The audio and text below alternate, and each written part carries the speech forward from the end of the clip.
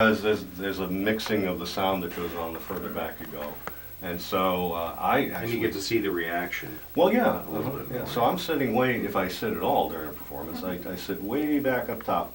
And the music, the sound mixes together very well when you go that far back. And so those are my favorite seats.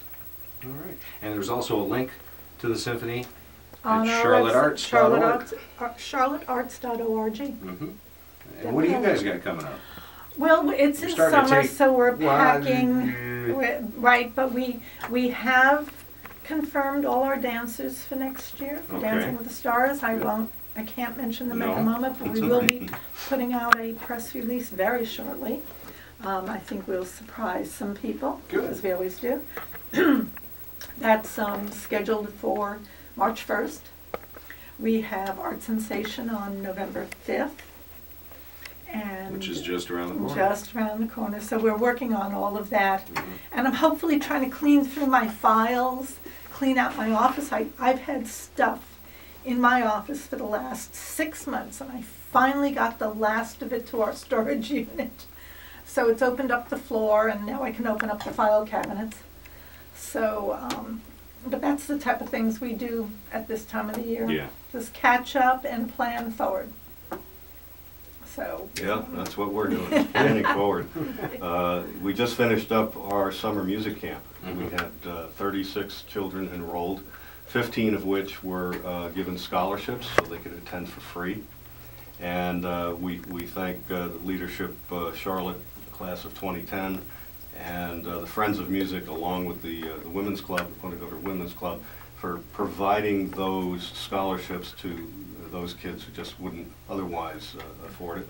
We had a concert last Friday, and it was pretty good. They've been at it for 2 weeks, and some of these kids were just starting out.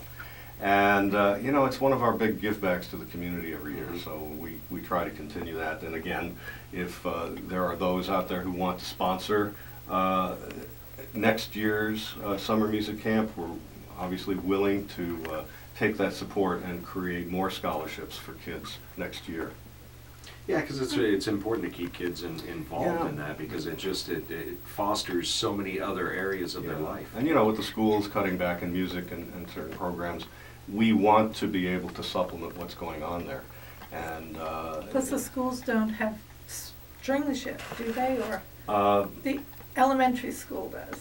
I'm not sure. I know that they're going through severe cutbacks, and that music programs they still exist, but they're being cut back. And the way we can help out is to provide the summer music camp and discount tickets for students during the season. Excellent. And a lot of our cultural organizations do that. We've had a number of summer camps. I think the Players is still in session right now, the Visual Arts Center. Summer hadn't even started yet. Right. That's how I feel. I grew up in New York, so summer's from the end of June through Labor Day. But down here, even though I'm here 23 years now, it's still not quite the same. Yeah, May through the end of July. Yeah. But a lot of our groups have summer camps, and the Visual Arts Center, the Cultural Center, FGCU just had a 1-week camp for writing for students. And they did poetry and journalism and fiction and such. And on Friday they had a little graduation, and the Arts Council provided prizes for their works. We judged them and everything. So there are so many different ways you can keep your child involved.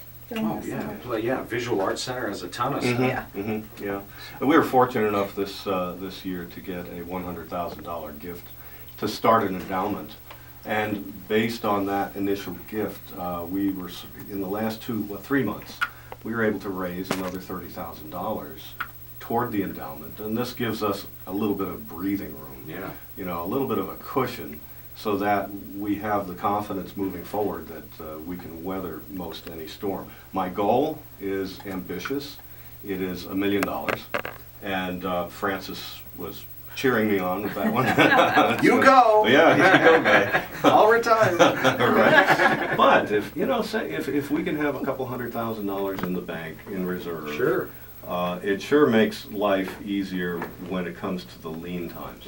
And so people have stepped forward with $1,000 apiece, 30 of those individuals so far. And we've built a little bit of a cushion here, which is great, and we want to continue that. That will be, the door for that will always be open, and you know, you can call it 941-205-5996 if you're interested in that kind of thing as well.